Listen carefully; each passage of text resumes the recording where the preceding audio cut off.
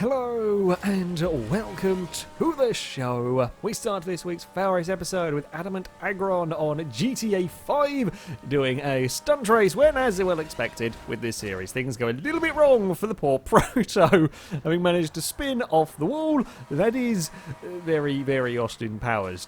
You're not going to be rescuing that car, not helped by the fact that the wheels are off the ground as well. Jamjar Hastings is trying to get an escort into a shop, because what else would you do? And sure enough, with a little bit of a nudge, a little bit of a twist, the car will just about make its way into said shop. Now, the driver of the car has actually got the vehicle just about back onto its wheels, although can't get it back out because the doors, when not having a car forced through them, don't quite open enough to let the vehicle out. So, naturally, the next logical step is to see just how many cars can you fit in said shop, and with a bit of help from the Dukes of Death, a Futo will get nudged into there. The Futo is on fire, which is less than ideal at this particular point. Sure enough, time passes, and, well, quite a few vehicles make their way into said shop. Somehow the Futo doesn't explode and kill everything, but there's what, 1, 2, 3, 4, 5, 6 cars inside the shop at this particular moment in time. Not bad going, not bad going getting 6 cars into the clothes shop. Naturally, of course, they want to get more. A bike manages to find its way in there as they're trying to get a surprisingly large vehicle this time around, or with a bit of assistance from the Duke of Death. It just about makes its way in, and then the very predictable happens. Yeah, everything goes bang.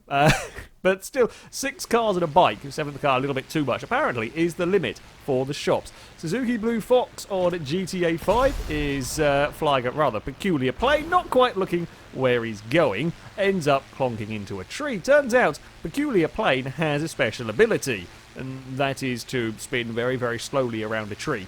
Not really very much you can do at this point. If you stop going forward, the plane falls and explodes. If you keep going forward, you will be continually going around in circles forever.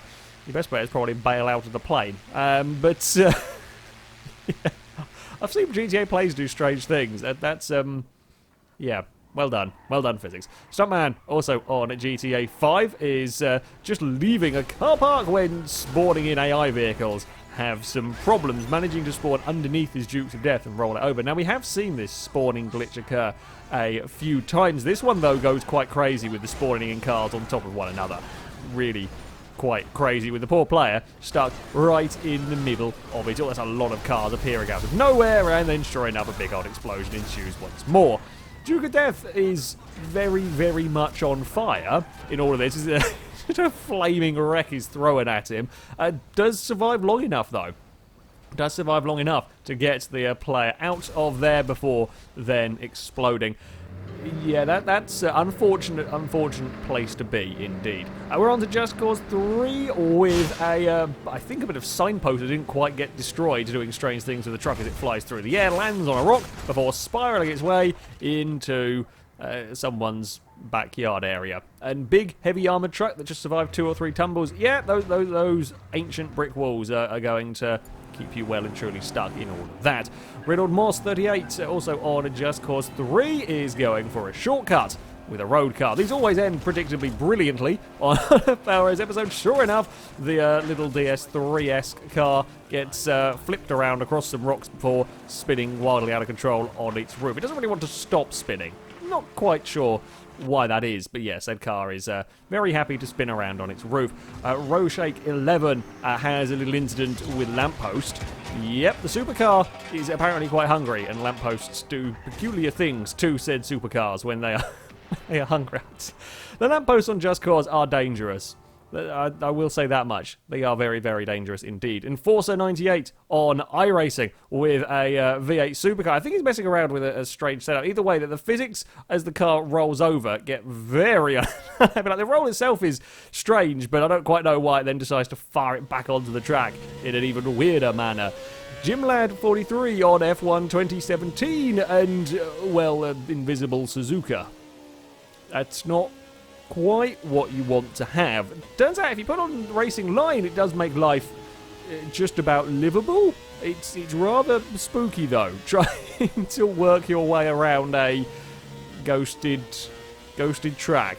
Yeah, that's an odd one. I can't say I have come across invisible racetracks before, but yeah, there we go. It's still capable of beating the ghost time and whatnot, but not an easy situation. Mini 998 on F1 2016. I'm not quite sure which one is the player car and which is the AIs in all of this. Is it AI Renault that has got things in trouble at the top of Radion, and these two poor manners have got the brunt of we're going right on board with there. Very, very lucky indeed. Yeah, AI Renault ends up out wide and just decides to come straight back onto the track again, and that causes a big crash. Very big crash. The Mercedes also getting caught in all of that with the Renault spiralling out of control. Takes out the Mercedes front wheel.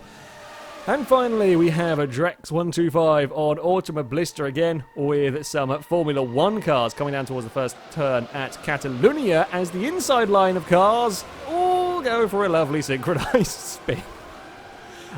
No idea what caused the sudden synchronized letting go. It's almost like somebody's poured a whole bunch of oil down, just on that one tiny inside bit of the track. Just one tiny inside bit, and everything has gone for a spin. I even tried to slow down. I wondered if they hit the curbs awkwardly. I mean, they do run across the curbs as you see them all go round, but some of the cars further back hit the curbs and don't go for a spin. So I don't know what it is with this front group of vehicles, but yeah, some lovely synchronicity from all of those. And as the car we are following recovers, bump somebody as well. Well done, AIs. Well done, AIs, indeed. That's a very common phrase, though, to say on this on this show. That, though, is going to be it for this episode. As ever, if you have clips you'd like to submit to the series, you can via our forums. There'll be a link in the description. At the very top of the page is the FailRace clip submission section, and in there you can find all of the rules and how to submit them. However, that is going to be it from me. Thank you very much for watching, and until next time, goodbye.